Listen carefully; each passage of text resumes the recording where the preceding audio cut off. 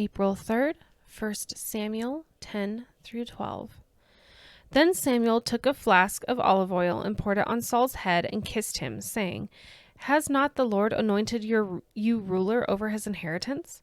When you leave me today, you will meet 2 men near Rachel's tomb at Zelzah on the border of Benjamin.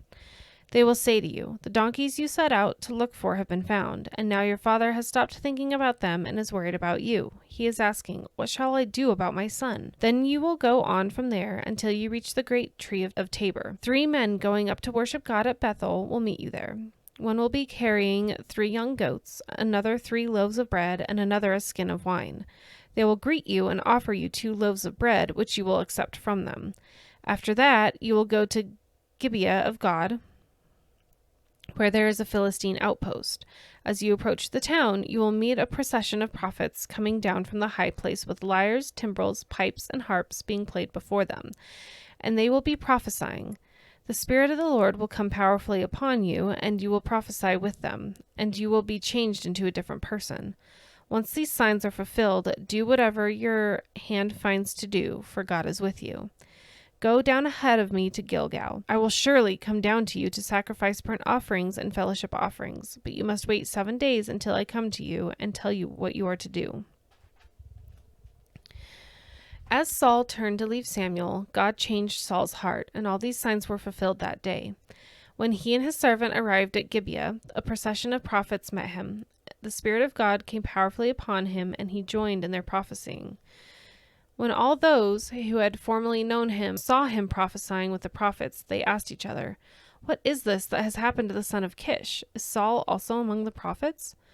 A man who lived there answered, "And who is their father?" So it became a saying, "Is Saul also among the prophets?" After Saul stopped prophesying, he went to the high place. Now Saul's uncle asked him and his servant, "Where have you been?" "Looking for donkeys," he said, "but when we saw that they were not to be found, we went to Samuel." Saul's uncle said, "Tell me what Samuel said to you." Saul replied, "He assured us that the donkeys had been found." But he did not tell his uncle what Samuel had said about the kingship. Samuel summoned the people of Israel to the Lord at Mizpah, and said to them, This is what the Lord, the God of Israel, says. I brought Israel up out of Egypt, and I delivered you from the power of Egypt and all the kingdoms that oppressed you. But you have now rejected your God, who saves you out of all your disasters and calamities. And you have said, No, appoint a king over us. So now present yourselves before the Lord by your tribes and clans. When Samuel had all Israel come forward by tribes, the tribe of Benjamin was taken by lot. Then he brought forward the tribe of Benjamin, clan by clan, and Matri's clan was taken. Finally Saul, son of Kish, was taken. But when they looked for him, he was not to be found. So they inquired further of the Lord, Has the man come here yet? And the Lord said, Yes, he has hidden himself among the supplies. So they ran and brought him out, and as he stood among the people, he was a head taller than any of the others. Samuel said to all the people, Do you see the man the Lord has chosen? There is no one like him among all the people. Then the people shouted, Long live the king! Samuel explained to the people the rights and duties of kingship. He wrote them down on a scroll and deposited it before the Lord. Then Samuel dismissed the people to go to their own homes. Saul also went to his home in Gibeah, accompanied by valiant men whose hearts God had touched. But some scoundrels said, How can this fellow save us? They despised him and brought him no gifts, but Saul kept silent. 1 Samuel 11. Nahash, the Ammonite, went up and besieged Jabesh Gilead. And all the men of Jabesh said to him, Make a treaty with us, and we will be subject to you.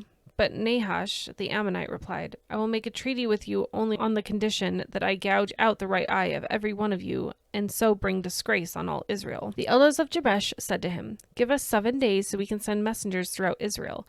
If no one comes to rescue us, we will surrender to you. When the messengers came to Gibeah of Saul and reported these terms to the people, they all wept aloud. Just then Saul was returning from the fields behind his oxen, and he asked, What is wrong with everyone? Why are they weeping? Then they repeated to him what the men of Jabesh had said. When Saul heard their words, The Spirit of God came powerfully upon him, and he burned with anger. He took a pair of oxen, cut them into pieces, and sent the pieces by messengers throughout Israel, proclaiming, "This is what will be done to the oxen of anyone who does not follow Saul and Samuel." Then the terror of the Lord fell on the people, and they came out together as one. When Saul mustered them at Bezek, the men of Israel numbered 300,000, and those of Judah 30,000. They told the messengers who had come, "Say to the men of Jabesh Gilead, by the time the sun is hot tomorrow, you will be rescued." When the messengers went and reported this to the men of Jabesh, they were elated. They said to the Ammonites, "Tomorrow we will surrender to you, and you can do to us whatever you like." The next day Saul separated his men into 3 divisions. During the last watch of the night, they broke into the camp of the Ammonites and slaughtered them until the heat of the day. Those who survived were scattered, so that no 2 of them were left together. The people then said to Samuel, "Who was it that asked, 'Shall Saul reign over us?' Turn these men over to us so that we may put them to death." But Saul said, "No one will be put to death today, for this day the Lord has rescued Israel." Then Samuel said to the people, "Come, let us go to Gilgal, and there renew the kingship."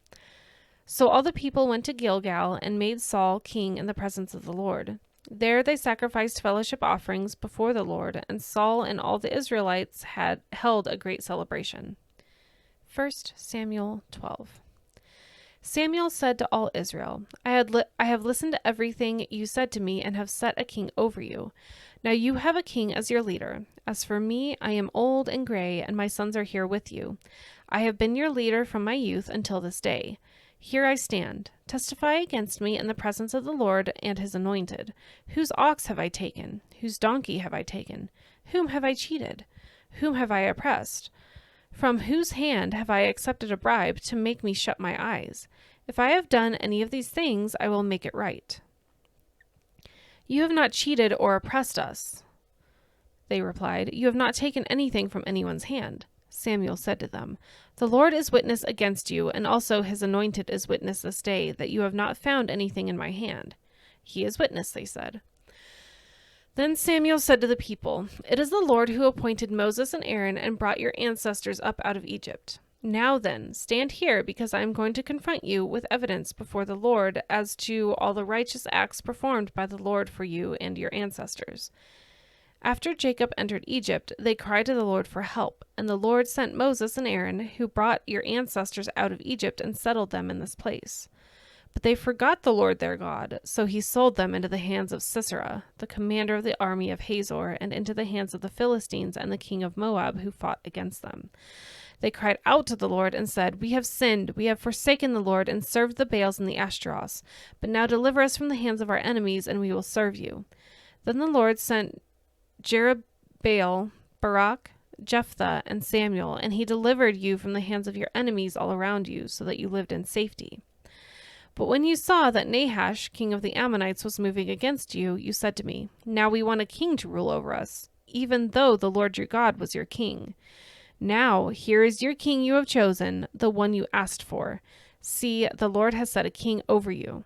If you fear the Lord and serve and obey him and do not rebel against his commands, and if both you and the king who reigns over you follow the Lord your God, good.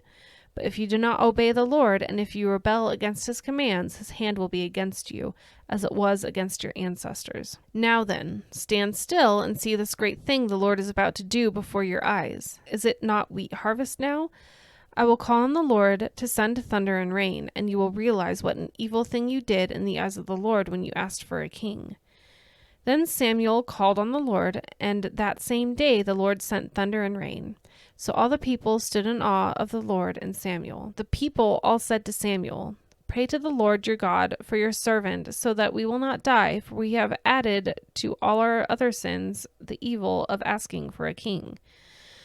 "Do not be afraid," Samuel replied. "You have done all this evil, yet do not turn away from the Lord, but serve the Lord with all your heart. Do not turn away after useless idols. They can do you no good, nor can they rescue you, because they are useless. For the sake of his great name, the Lord will not reject his people, because the Lord was pleased to make you his own. As for me, far be it from me that I should sin against the Lord by failing to pray for you, and I will teach you the way that is good and right. But be sure to fear the Lord and serve him faithfully with all your heart. Consider what great things he has done for you. Yet, if you persist in doing evil, both you and your king will perish."